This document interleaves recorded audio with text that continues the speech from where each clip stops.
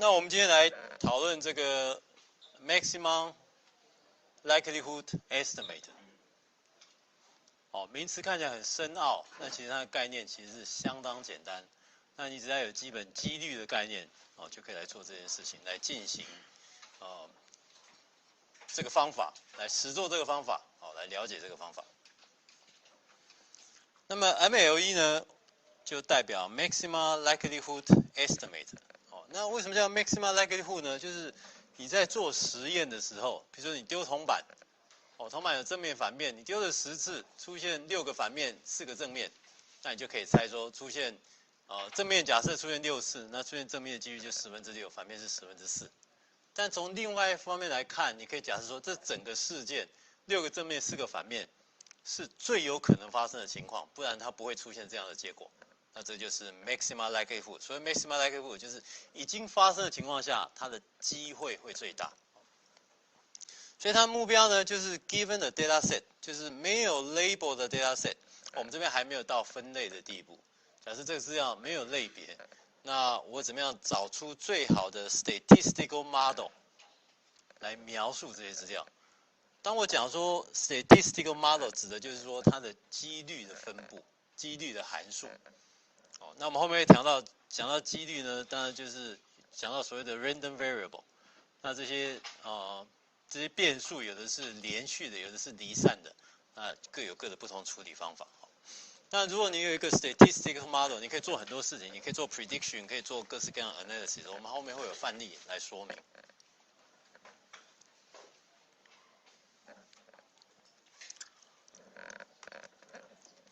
那什么叫做 statistical model？ 那么 statistical model 是用来描述一些random variable 它所发生的 probability 发生的几率大小。那在这里呢，我们要把 random variable 分成2大类一种是 discrete 所谓的离散，一种是 continuous 连续。那对于离散的 random variable， 那我们要表示它发生的几率呢，我们就用一个 probability function 来表示。那对于 continuous 连续的 random variable， 那我们就变成只能用这个 probability density function 加上一个 density， 表示说它只能算在某一个区间里面的几率。那这个函数呢，就叫做 PDF。那我们这边有几个范例比如说这个 random variable， 假设你丢一个铜板铜板把它 flip， 把它弹上去，跳下来翻铜板出现不是正面就是反面，不太可能出现铜板刚好立起来各一半，那不太可能的事情。那所以这种呢，这个 outcome of flipping a coin 或者是 toss a die 一个骰子，你把它丢下去甩一下然后它就出现1到6。所以这一些产生的结果都叫 discrete variables。因为对铜板来讲，它的值不是正面就反面；对于一个骰子来讲，它的值一定是1、2、3、4、5、6的其中一个。那另外一种呢，叫 continuous variable。continuous variable 呢，就是它的值是连续的。那连续的值呢，譬如说我在射飞镖一个飞镖在上面，我这样射过去，那我说射1000次，就会得到我1000个距离离红心的距离有多远。那可以想象，如果我这个人很厉害，我是夜店里面射飞镖的冠军那我的所有的值都很接近圆心，它的值就会很小那我就平常没有射过飞镖，一射可能射到别桌去了那等等，它就会拉得很开来。那这就是你要描述它接近圆心的程度，你就要用一个 PDF 来描述 probability density function。那比如说又是跑100公尺假设你是牙买加跑100公尺那个好手叫什么？叫 Bolt。哇，一跑快了9秒多很快。但是他每一次跑时间也都不太一样。但你可以想想，他如果跑100次，他的时间可能都在10秒左右，10秒多一点，10秒少一点那我去跑呢，可能就是在15秒，15秒多一点，15秒少一点等等，那就是差很多。但是呢，你又把这些资料收集起来呢，就用一个几率密度函数来表示，就可以知道说它的平均值大概10秒，我的平均值大概15秒，那就是可以描述资料分布的情况。那像前面这2个都叫 personalized PDF， 每一个人有每一个人自己的 PDF。那如果讲一般统计，譬如说我们比如说我们在台大前面民传国小，请问2年级的同学身高有多高？那平均值大概在120、130左右，那一样有一个分布会出来。所以这一些叫 continuous variables。那碰到这个 discrete variable 呢，我们怎样描述它的统计特性呢？是因为它就只出现2个值，或是一个骰子就出现6个值，那我们就直接说，哎，它出现 head 跟 tail 的几率各是1/2。在中文讲说正面反面，在英文讲说一个 head 跟一个 tail 哦，这是英文的讲法。那如果是丢一个骰子，那当然你可以想 PR 出现1的几率会等于 PR， 出现2的几率会等于 PR， 出现6的几率也会等于1/6，会刚好等于1/6哦。那这是根据我们的直觉，假设一个骰子丢进去，出现每一面的几率就是1/6。好，那这就是我的对于 discrete variable， 我可以 define 这样的 probability function， 我就知道出现每一种 outcome 的几率各有多高。但是对于 continuous variable 呢，你就没办法这样做，因为它是连续的。我连续说，譬如说我今天跑100公尺，跑完以后，请问你我跑的成绩是15.961的几率有多高？几率就是0，哦，因为永远不可能码表按下去刚好15.961，哦，可能96110357差了一点点，也是跟15.967完全不一样，所以它就没办法用说等于这个值它的几率一定有多高。所以这时候呢，我们另外一种方式呢，就是用 PDF probability density function 来表示，特别是用我们常碰到用高轩 distribution 或叫 normal distribution。那它 distribution 呢，就是一个好像 bear shape， 一个贝尔是什么？一个铃铛哦，翻过来的铃铛哦，这样子。那这是我的 mu 哦，比如说以 boat 来说，这个 mu 可能是10秒，在10秒钟左右，平均是10秒哦。然后它呢，可能是跑到10.2秒和跑到9.8秒。哇，这边是9.8秒，哇，好。的几率呢是多少呢？这边可以看得出来，字可能不是很清楚哦，68%。那我们就说这是 sigma， 就等于0.2。这边就是我的，这是 mu 加 sigma，mu 减 sigma， 哦，就是它平均值是10秒，正负0.2秒的几率呢，它就是看那个 bear shape 下面的面积是多少，就代表它发生的几率。好，那比如说那如果正负2个 sigma 和加2个 sigma 和减2个 sigma， 那它的几率呢就是会到达95%，在这里。好，那加3个 sigma 和减3个 sigma， 它的几率呢就是会到达99.7%，在这里。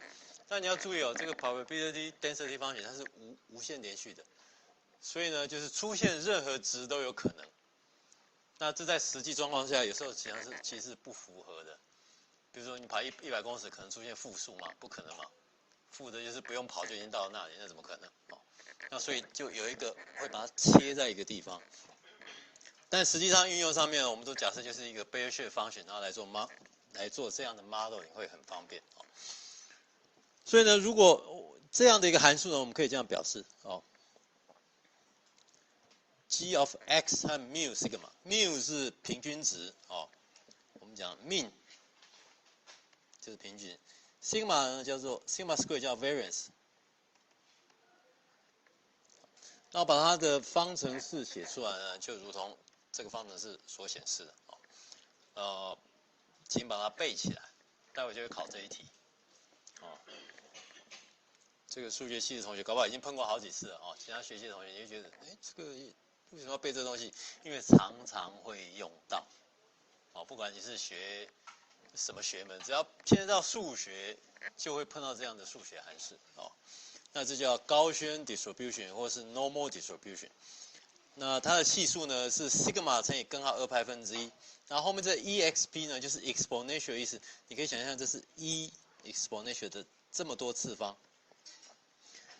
那因为后面它的指数呢永远都是负数，所以呢，后面 exponential 后面这个东西永远会小于等于1哦，所以最大值呢发生在 x 等于 μ 的时候，当 x 等于 μ 的时候，这整项就会等于1，那它的高度就变成sigma 乘上根号2派整个分之1。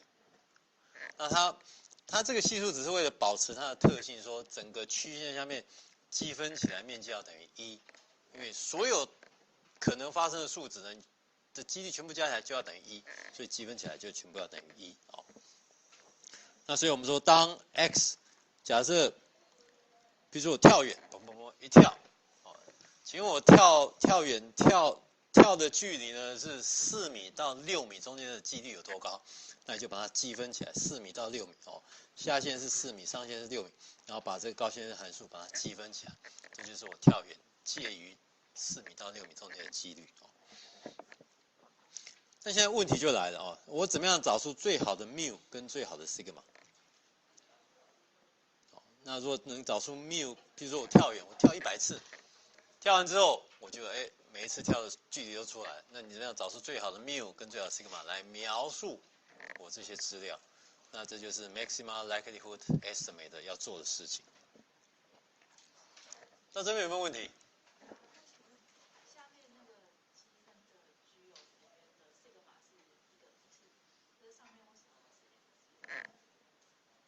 哦，好问题。通常是写平方 ，OK， 你可以把它改成应该写平方，这样比较一致。嗯，不影响，不影响。不，这是我的笔误啊，不能讲不影响哦。我的考试这样写就算错了，好不好？会影响，只是我的笔误了啊。没有，这只是一个习惯啊。我们通常讲说，这个 distribution μ 是多少 ，variance 是多少 ，variance 就是 sigma 平方。但是如果不讲 variance，我们也可以讲说 μ 是多少 ，standard deviation 是多少，那就是 sigma。哦，所以简单讲 ，sigma 平方是我写清楚点 variance， 那 sigma 我们讲 standard deviation。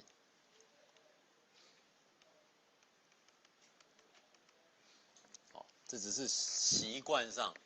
哦，那你喜欢用 variance 用 standard deviation 都可以。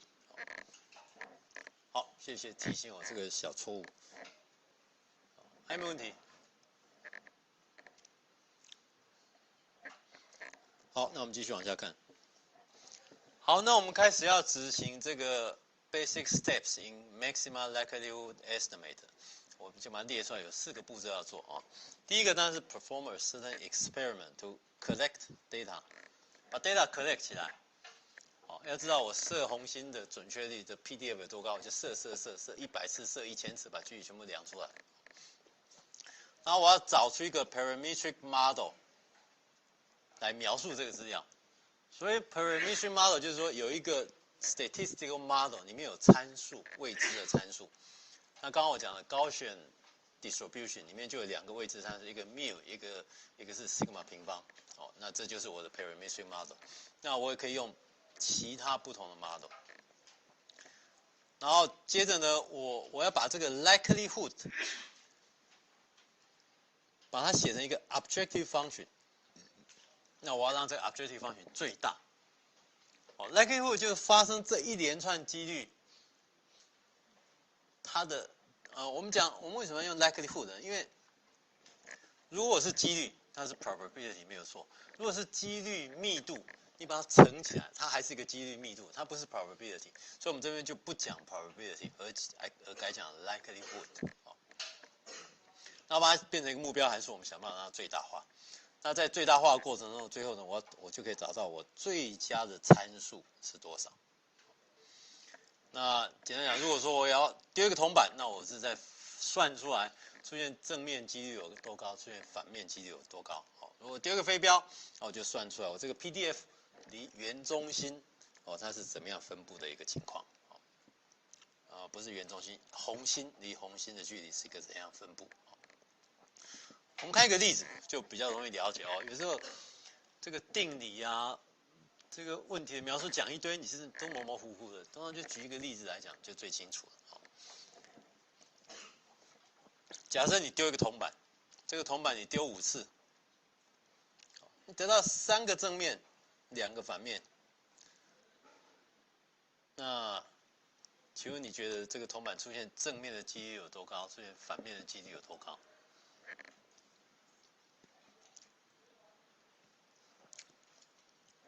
那当然不用讲，就觉得啊，老师太简单，我小学就会啦。5个出现3个正面，正面几率3%嘛，所以反面2个嘛，就是2/5，对不对？就是这样子。但我们如果从 maxima 这个前面讲的是 by intuition， 我的直觉就是这样，直觉跟我讲，那当然就是这个样子。但是如果用 MLE 的方式来做呢，我假设这5个 toss 都是 independent， 我丢5次都是 independent。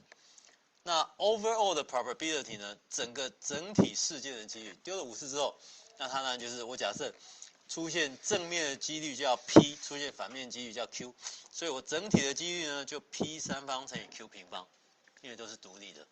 但是要满足呢 P 加 Q 要等于1，而且 P 要大于等于0 ，Q 要大于等于0。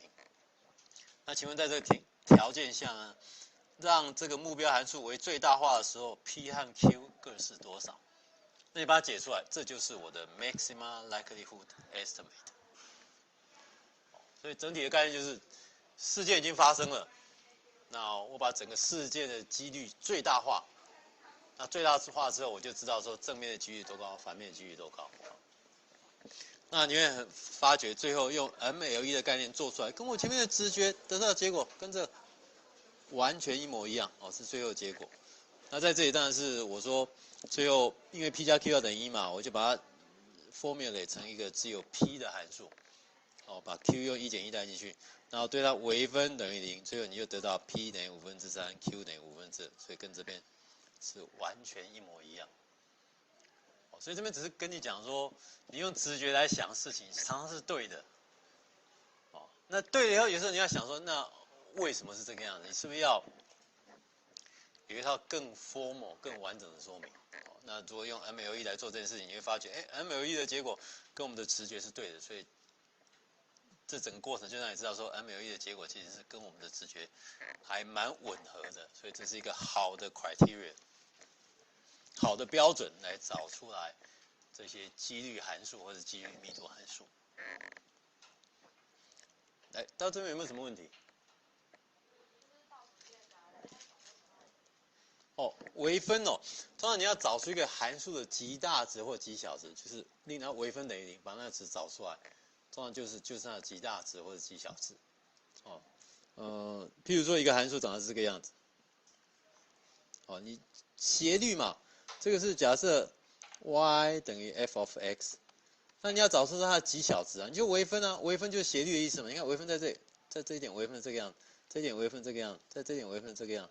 到最低点微分刚好等于平的，然后在这里微分又变正的，变得不等于0。所以唯一有在微分等于0的时候，这一点就是我的要求，这一点就是 f from x 等于0。这一点的 x 指的就是这一点。所以你微分等于0，通常就可以找出它的极大值或是极小值。注意极大值也是一样，微分会等于0哦。然后这时候你要判断哪边是极大值、极小值，你要用二阶导函数去判断。那通常一般来讲，像这种函数就一定是，它会有一个极大值出现，因为其中有一个0就0了嘛，所以它就是一定是中间有一个极大值，然后掉到两边都是0，所以你一定要微分等于0，就可以找出来它的极大值。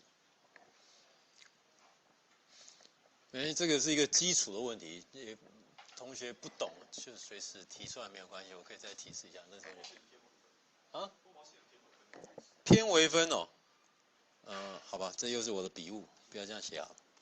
J prime P 等于0，这样比较简单。它偏微分只是我手写太快了一点而已。其实这不需要偏微分，对啊，只有单一的变数，不需要写成偏微分的形式。来，同学这边还没有问题。那刚刚同学提到说，为什么微分等于你可以找到最大值我们接着我们再讲一个方法，是我根本就不需要对它微分就可以做得出来。那这个方法其实是更简单一点好，我们也回到了最基本的问题，这是叫做算术平均数大于等于几何平均数。有看过这个不等式的请举手。完全没看过请举手。有没有？你不确定哦？好，很好，大概都看过，但是知道如何证明的，请举手。哦，有少数几位哦。我本来这一次 quiz 想考如何证明啊，但是后来发觉有点困难。你说？啊？哦，你不是要举手问问题啊？哦，不是啊，不是说会那个证明。哦，好，那你手放得太慢了，我以为你有在那问问题。好，没关系。所以大部分人知道这个式子，我觉得这事实上相当漂亮。为什么这么漂亮的式子？因为数学之美就在这里。你看到哇，怎么这么漂亮的式子啊？这么复杂的东西一个式子就把它表现出来，这个有时候我觉得很赞叹啊。那这个叫 AM、GM，AM 叫 arithmetic mean， 叫算术平均数。那 GM 叫 geometric means， 哦，算术平均数要大于等于几何平均数，意思就是说有 n 个数哦。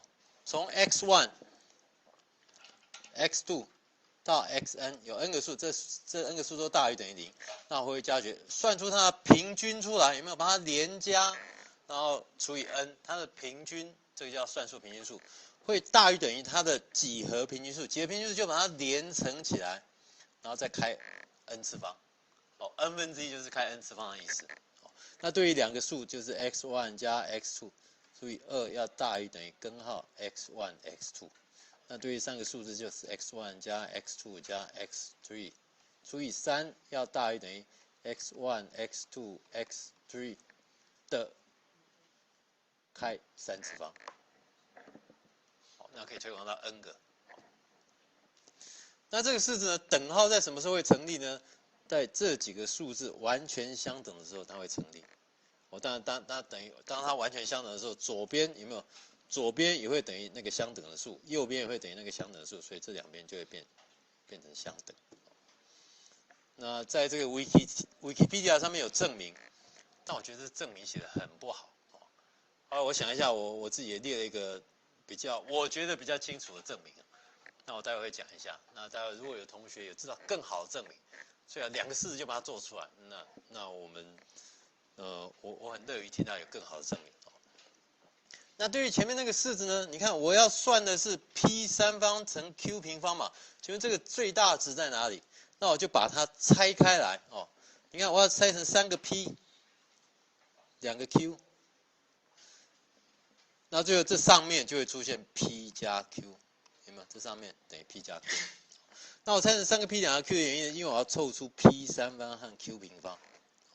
所以你利用这个算术平均数大于等于几何平均数，你可以发觉，p 加p加p加q 加q 加q 除以5，总共5个数要大于等于p的3次方和q 的平方。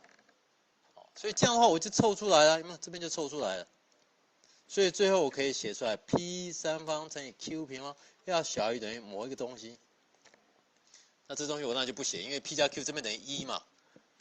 这边这整个就变成1/5，然后把这些搬来搬去，你就知道 p 三方乘 q 平方要小于等于多少。但重点我们并没有在问它的最大值是多少，我们问的是最大值发生的时候 p 和 q 是多少。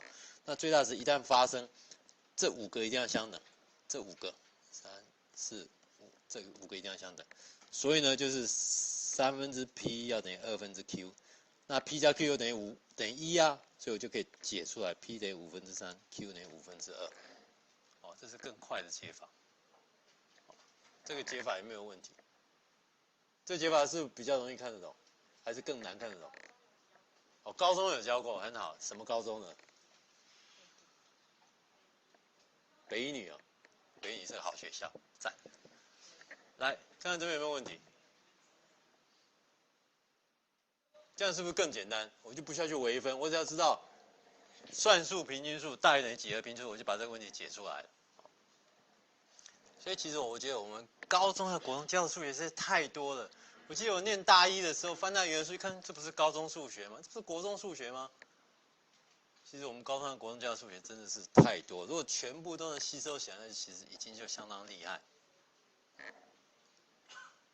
所以记得我们这一题今天会考哦，好不好 ？Quiz， quiz 是叫你写这个不等式，然后出这样的题目，出这样的题目叫你用算术平均数大于等于几何平均数来解这个问题。这样了解吗？这边有没有什么问题？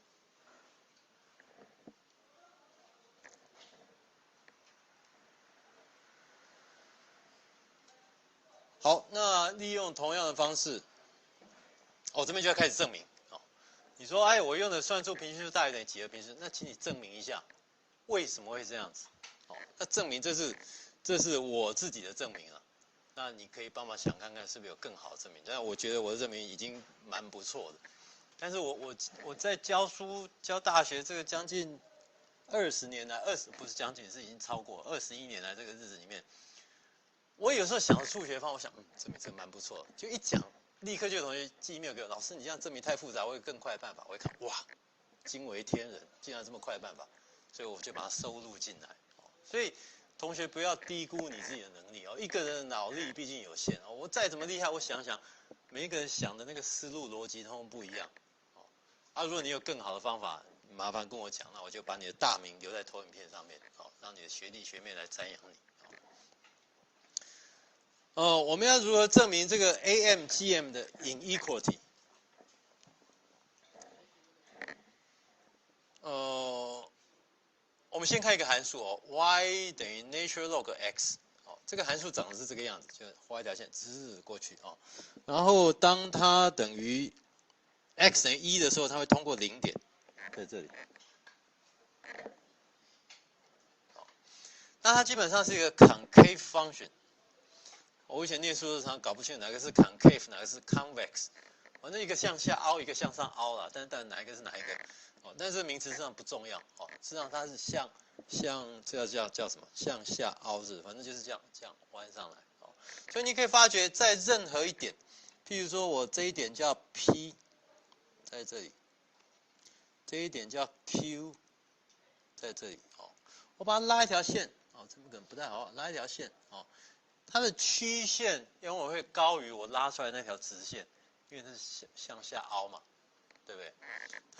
所以它的那假设这上面有任一点，比如说我任一点在这里这一点我叫做假设两边的比例是 n 比上 m， 这是一个比例的关系，距离比例的关系。那我这边的坐标呢就是 np 加 nq除以 m 加 n， 你们这个之前讲过，类似说内差就中间那一点。那你把这一点拉上来以后，你会发觉这个曲线的高度呢，会直接等于 natural log np 加 nq 除以 m 加 n， 因为就是在这一点的高度嘛。那但是这个直线上这一点的高度呢，会等于natural log p 加 n natural log q。除以 m 加 n 因为这一点的高度呢是等于 natural log p， 这一点高度呢是等于 natural log q， 那这一点你去做内差就会得出这样子值出来，这样了解吗？那所以这个数值要永远大于等于这个数值，因为这个曲线就是这样凹的，弯成这个样子，所以你就可以得到这个式子。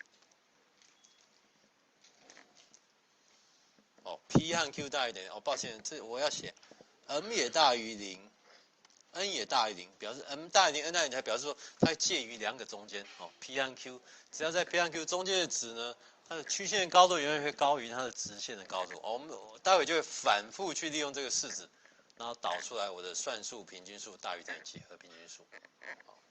那最后我现在开始要证明，就 proof by induction， 我要证明这个式子，我特别两边取了一个 natural log， 那右边呢本来是连乘 xi 的 n 分之一，取上 natural log 以后就会变成 n 分之一，有没有？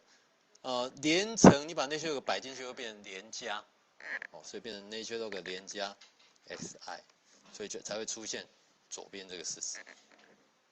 两边都取 natural log， 那这个就是我要证明的式子。我只要这个证明出来，我 AMGM 的 inequality 就出来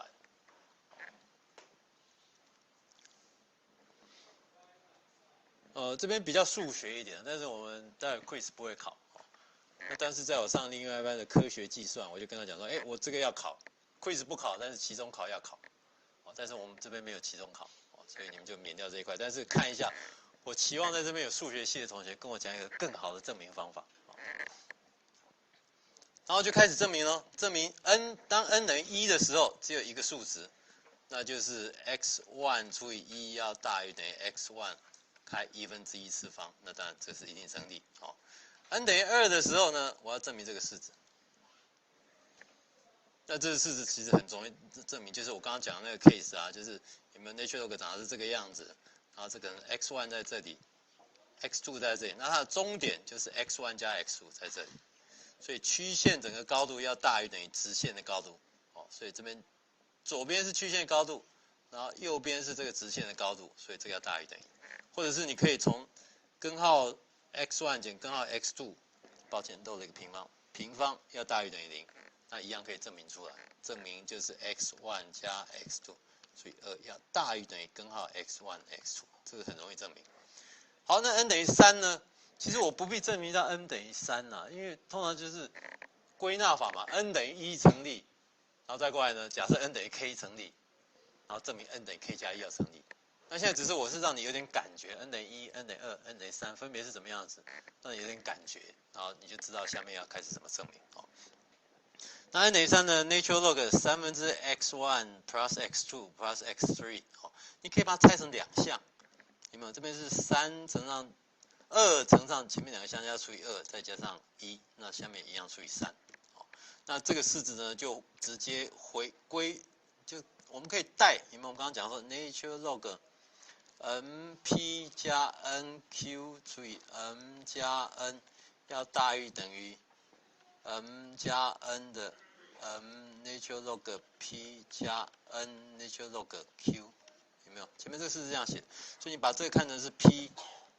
这式子看成是 q， 然后带进去哦，所以它会大于等于我这边是 p， 这边是 q， 就把它拆进去。好，那拆进去你会发觉，哎，这边又出现了重复出现，有没有？这个式子，这就是我前面证明的嘛 ，n 等于2嘛，所以这个式子就会大于等于这个式子，所以你把2乘以这个式子，哎，最后就得到这个样子，哎，这就是我要，好，这个就 OK 成功了。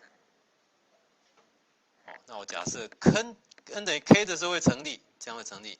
当 n 等于 k 加1的时候，那也是一样，就照做嘛。出现 k 加1，把前面除以 k 再乘以 k， 有没有？这个式子，这就是我的 p， 这就是我的 q。那这边就是 m 加 n， 好，那会大于等于这边就是我的 p， 这边就是我的 q。好，那再利用，哎，这个 natural log， 假设 n 等于 k 成立嘛。那这个式子一样大于等于，把这个式子带进来这里面，所以要大于等于把这个式带进来这里面。哦，那一层 k 和 k 消掉，一展开来，哇，全部都出来了，那就通通成立，打一个勾，证明完毕。这样看得出来吗？哦，当然我这边讲会稍微比较快一点。我看数学系的老师应该是用推导的吧，在白板上面推导。那我记得以前我上课也碰一些数学老师很厉害的哦，不管怎么难的证明，他就永远记在脑袋里，完全不用看讲义，然后一直写一写。但是我自认为我的功力没那么强，所以我先把它写清楚啊，顺便把它录影下来，那同学回去可以随时看。所以这个证明会不会很难？如果我今天考这一题，你觉得你会做的，请举手。啊？你觉得你不会做的，请举手。啊，很棒啊，表示通通会做的嘛。那我们就来考这一题啊。所以这种问卷调查也是问的，就是你可以 bias 想办法这个。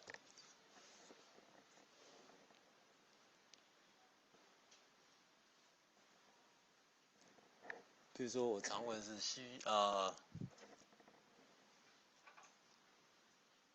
望明天不要放假，请举手。大家都赞成放假，好，明天就放假。所以这是 bias， 非常 bias。But anyway， 所以利用这样的证明方式呢，你就可以证明你的算术平均数大于等于几何平均数。好，但是刚刚有几位同学举手说他们知道怎么证明的，刚刚是哪几位？哎，同举手同学，来，你跟我讲，你们是怎么证明？是这样证明吗？还是有其他更好方法？就是应该比这个不好一点，就没有取肉的直接用数学。哦，比这个不好一点，所以你承认我的方法比较好。应该是比较漂亮。好，谢谢支持，谢谢支持。因为我看了 Wikipedia， 想什么写的这么复杂，然后我就想，哎，这不是这样就出来了吗？但我不知道我这边有什么漏洞，所以也麻烦同学帮我查一下哦。先证明什么 ？Jason， 你是指这个不等式吗？哦，但是不等式不是非常直觉吗？反正只要讲哦，用图形看的怎样？哦，不是证明啊，好问题。那你要怎么证明？但是它的斜率就是这样子，好吧？不是证明，那下一次麻烦提供一下。这叫 Jason 不等式是 ？OK， 我不知道这叫什么不等式，反正就是 initial log 它就会有这样的特性。下一次你要不要帮我们证明一下 Jason 不等式 ？Wiki 啊，不能这样。Wiki， 那我就说你们都不要看我上课，你直接看 Wiki 就好了。你干嘛来上课？对啊，可以吗？帮我们解一下。下次上课的时候，简单的说明一下 Jason 不等式要怎么证明。好，就是你了，来下一页。好吧，那我们刚刚看过了这个，你既然知道这个算术平均数大于等于几何平均数，如果证明了，但还卡在一个要有 Jason 不等式，那等我们这个同学下个礼拜来说明一下啊。那说明你应该就非常幸福，说算术平均数大于等于几何平均数啊。那这边另外一个题目，这个是我们今天考试会考的啊，就是假设你丢一个骰子哦，这个骰子只有3面，哦，当然没有3面，这个骰子是假设的哦，3面骰子，那分别出现。第一面的几率是第一面的次数是 n1， 出现第二面的次数是 n2， 出现第三面次数的几率是 n3。那请问你它出现每一面的几率各是有多高？那还是回到就直接用直觉来看的话，出现第一面 PR 出现第一面的几率应该就是 n1 除以 n1 加 n2 加 n3， 对不对？那出现第二面的几率PR probability 等于 n2 除以 n1 加 n2 加 n3， 好，出现第三面的几率，对 n3 n1 加 n2 加 n3， 好，这是我最直觉，但答案当然也没有错，就是这样子哦。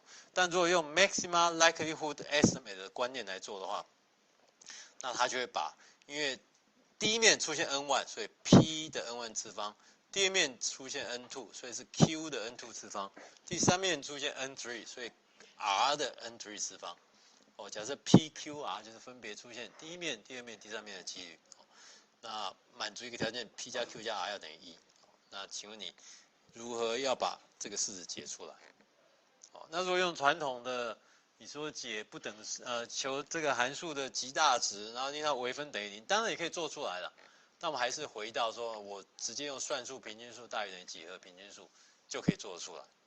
那怎么做呢？其实跟前面完全一模一样哦，就是你要出现 p 要乘 n1，p 要有 n1 个 ，q 要有 n2，r 要有 n3，哦，那要满足 p 加 q 加 r 等于1嘛，所以你就是 p 除以 n1 加 p 除以 n1，这边总共有 n1 个，所以整个合起来是 p 加 q 除以 n2。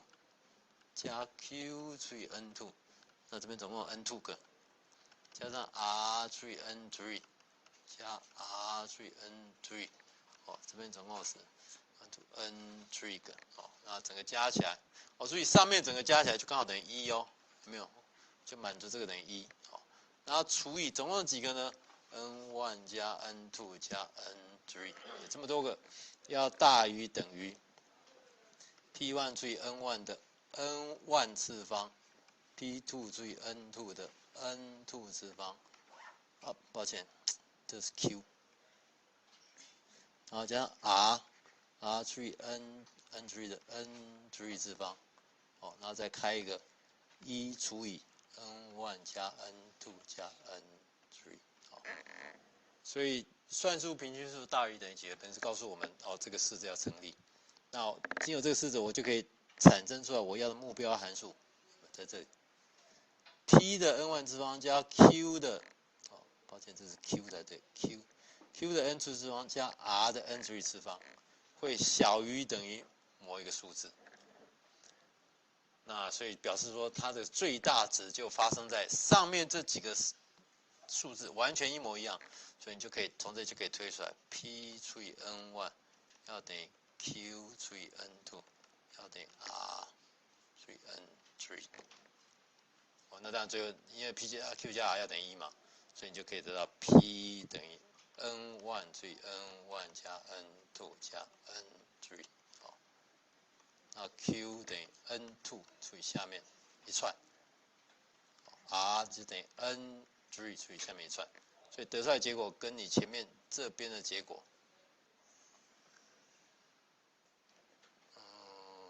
对，这边的结果会一模一样。哦，所以这个掷骰子的问题，你就是直接用 MLE 的方式得出来结果，就可以把它算出来。好，那我们考试会考这一题，所以你要知道它是怎么做出来。那当然是直接用算术平均数大于等于几的平均数来解这一题会最快最方便。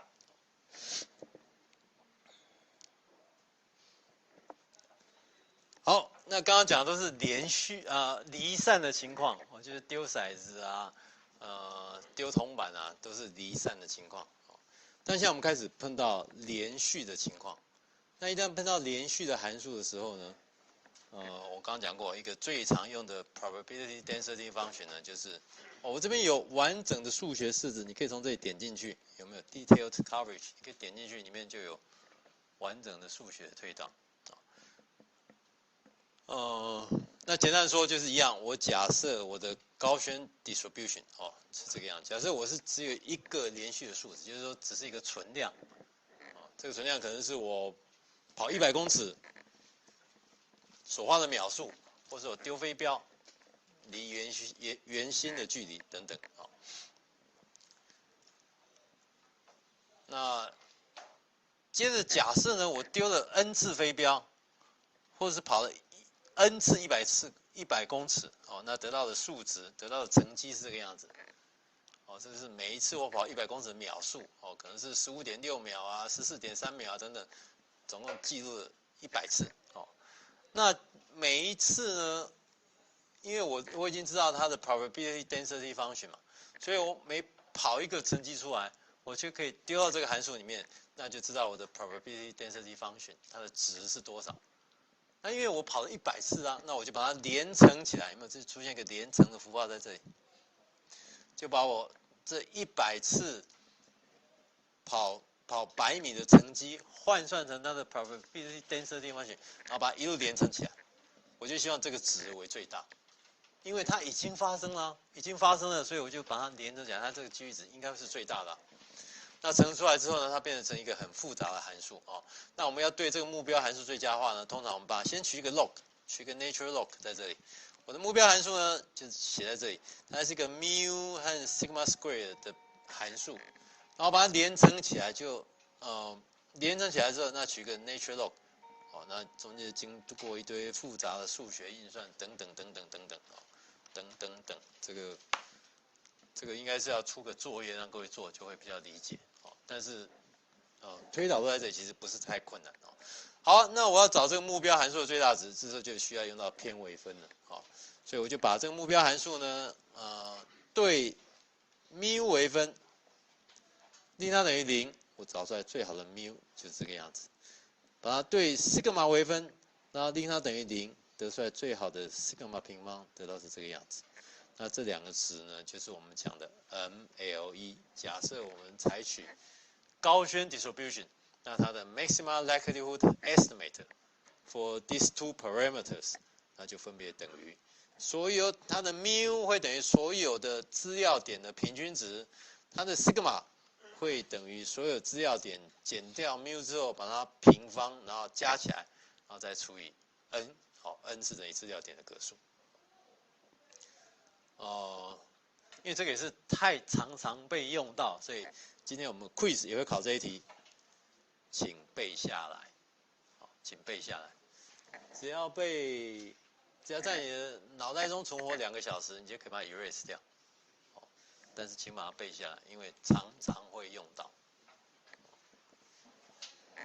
好，那我们先休息10分钟。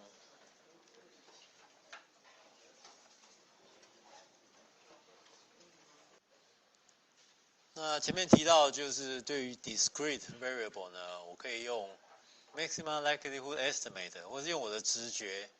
你可以做实验，那我可以直觉就出现每一种情况呢，它的几率各有多高。那碰到 continuous variable， 那就要先长出一个 PDF 函数。那 PDF 函数呢，譬如说我们的高轩 distribution function， 这就是我们最常用到的 PDF。然后它包含有一个 mu 平均值，有一个 sigma 也是它平均值。那假设我们做实验得到 n 个资料 ，n 笔资料，那就把这 n 笔资料带进来，然后把它连乘起来，这就是我们的目标函数。那 maximum likelihood estimate 的概念就是发生这 n 个事件，然后把它连乘起来，它的几率密度连乘积要最大，所以我就设定我的目标函数等于我的连乘积。好，那这边会取一个 natural log， 只是为了计算方便。你如果不取 natural log， 它一样可以计算，就是计算式子会变得更复杂一点而已。那经过一连串的计算，它最后就算出来它的目标函数可以表示成这个样子。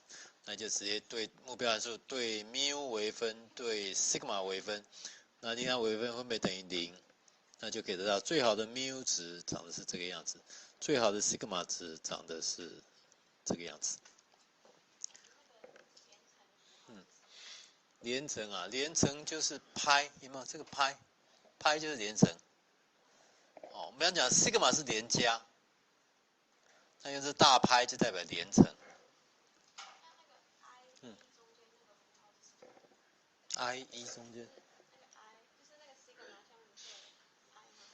对 ，I 等于1到 n， 就是因为你要把 n 个点带进去嘛。你看这里好了，有没有 xi？ 看这里。对 ，i 从1到 n， 就是分别乘，等于说我这样写好，这个等于 g x1 第一点 mu sigma， 所以 g 第二点 x2 mu sigma， 一直乘乘到 g xn mu sigma， 就 n 个数值把它连乘起来。抱歉，这边还是要 sigma 平方。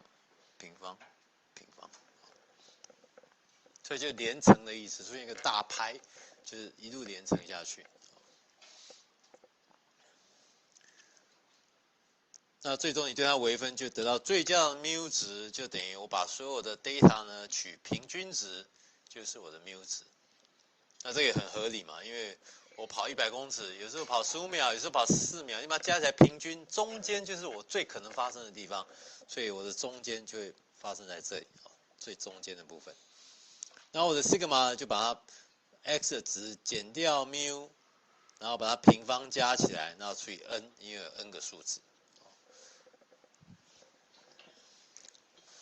那么如果你要验证你的这个 data 的 distribution 是什么？另外一种方式呢，是把它的直方图画出来。这个就是我们直方图，直方图叫 histogram。histogram 意思假设这是我射飞镖射飞镖射到距中心点距离为0附近的个数有多少比0多一点的个数又有多少？比0多少少一点个数有多少？当我讲个数的时候，我要给它一个 bin， 所以一个 bin 就是，比如说这一小块，比如说这一块好了，这一块可能是 x 介于。假设我这边是轴是 x 属于 1.95 到 2.05 中间，它的个数有多少？所以这就是一个bin，抱歉，这是一个bin。哦，你可以把资料点丢给 MATLAB， 那你可以设定说我要我的 bin 就是我切范围要切几个范围，然后他就帮你数说你的资料掉在这个范围个数有20个，就拉一根长条拉一个 bar， 来一个bar 用中文怎么讲？长条图来一个 bar， 这边20，然后掉到这个 bin 18，来一个 bar， 高度是18。哦，你把高度这样整个画出来，那你得到一个类似这样的曲线。那这样的曲线呢，就会逼近于你的资料，当初你产生这些资料的几率密度函数。哦，理想上是这个样子，但你资料必须相当多，才会慢慢逼近的情况才看得出来。哦，那我这边当然是。我忘了我这边产生是多少点的资料，但是很多点的资料最后画出来产生这个样子，然后最后你把 identify 出来的PDF 把它画出来 ，PDF 是红色的曲线，你就会发觉红色曲线会非常逼近于你的 histogram。哦，但是 histogram 你要做一些 normalization， 把它压到使得整体的面积加起来等于1，那这个 histogram 就会逼近于你所算出来的 PDF。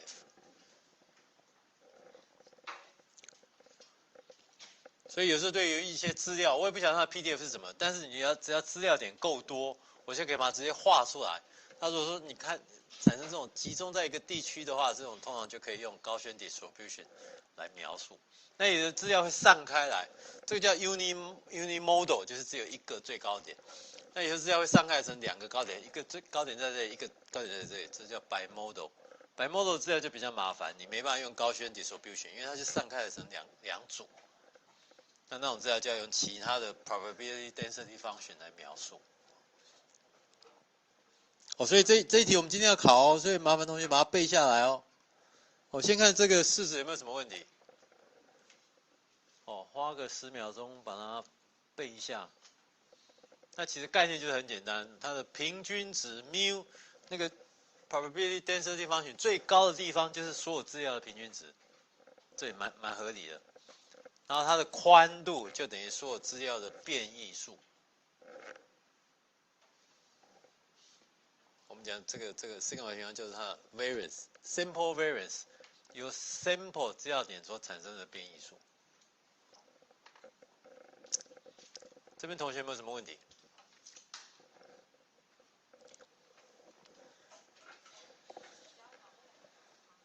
对，只考这2个方法，我不会建议导这个数学的，这导下去的话天昏地暗，助教改也很麻烦，所以就你只要把答案背出来给我就可以了。当然你临时要导我也不反对了，但是恐怕没有那么快导得出来，背起来比较快一点。好，没有问题，我们继续往下看。所以刚刚呢是 one dimensional 的 PDF， 就是给我的值，我收集到资料都是存量。我跑100公尺，好，15秒左右是一个存量。我射飞镖离圆心的距离也是一个存量。但另外一个更 general 的格式是说，在 multi-dimensional， 它的 probability density function 要怎么描述？啊，这个就复杂了哦。这个叫做假设你的 x 是属于 r 的第4方，就是有第一维在上面。那我一样可以用一个高轩 probability density function 来表示。我这记得 x 是一个向量 ，mu 也是一个向量，我的 x 是一个向量 ，mu 也是一个向量 ，sigma 是一个矩阵。哦，这是复杂的地方在这里。那整个数学式表示出来会变这个样子。哦，这式就相当复杂。你看这里是出现这个矩阵的行列式，这矩阵的反矩阵。那这是一个向量，这是一个矩阵，这是向量乘出来整个会变成一个存量。但中间牵涉到的运算就相当复杂。那我们一样可以套用 maxima likelihood 的概念。哦，假设我一样，我得到做实验得到 x1、x2 到 xn， 注意这里每一个 xi 呢都是一个向量，而不再是一个存量。都是一个向量情况下呢，然后呢，我把它连乘起来，这就是我的几率密度的连乘积。那我希望把这个词呢，我要最佳化，所以让我形成一个目标函数。那我取 nature log， 让它式子比较不会那么复杂。这样一路做过去，最后做出来了，然后我就可以算这个式子对 mu 的微分，令它等于0。哦，更难的是这个式子对于 sigma 的微分。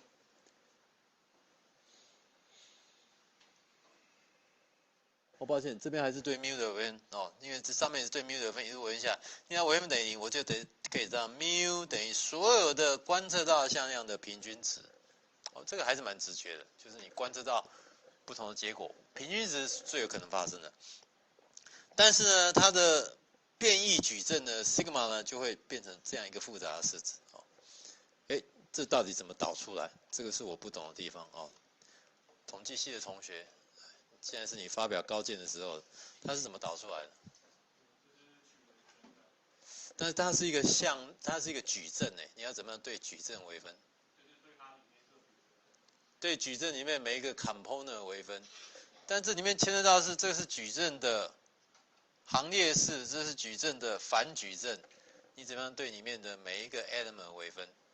就是它可以接地图，就有公式是可以接地图，它跟原本那个没有取完然后没有取行列的关系，很复杂吗？也不会很复杂。也不会很复杂。就跟一般的我们在微就是一般单一变数的微积分差不多。哦，差不多哦。好，很好。那你能不能引导我到一个地方让我看得懂？寄一个连接给我，好不好？如果看得懂就 OK， 我看不懂我再回去请教你哦。因为这边我就没有仔细去推导过，所以我们今天也不会考这个这么复杂的方程式，然后也不会考这 maximum likelihood estimate， 都不会考，因为太复杂了。但是它反正就有一个公式可以算出来，就是你在高度空间中，然后它长出的 PDF， 它的最佳的参数是多少？那比如说一个简单的范例在这里，有没有这个范例？在这个范例里面，你看资料点是散成这个样子，你看到这个资料分布就好像一个椭球状，好像一个橄榄球斜斜摆在那里。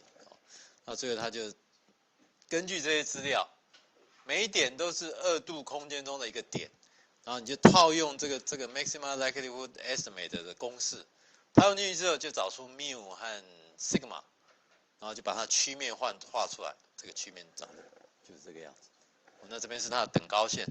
一个等高线切片一片，它就是一圈，你就可以知道越接近这个中心，它的几率越高；离中心越远，它的几率越来越低。所以这也是蛮合理的一个 PDF 来描述这样的资料。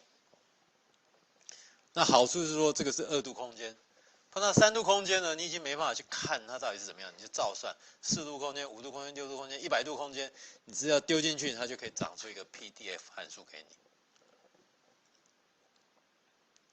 好，我们这边应该是快接近尾声了。哦，那这个同学常问的问题就是说，我们可不可以用 other probability density function， 而不需要用高选跟 normal？ 当然可以。哦，有各式各样的 distribution。那你可以用 uniform distribution， 你可以用高选，还有各式各样的 distribution。哦，这个我想各位学统计可能就会碰到什么 alpha、beta、伽马之类的，我随便讲的，不知道有没有？有什么 distribution？ 没有 alpha。哦，好。哦，那 alpha、beta、伽马、delta 什么一堆，you name it， 这么多种 distribution， 那就照带，因为每一个 distribution 都有参数在里面。就照带变成连乘积，然后把它 objective function 写出来，然后对它微分，找出最好的参数值，这就是 maximum likelihood estimate。Other available PDF， 请找我们统计所的同学。好，那我们这一节就先讲到这里。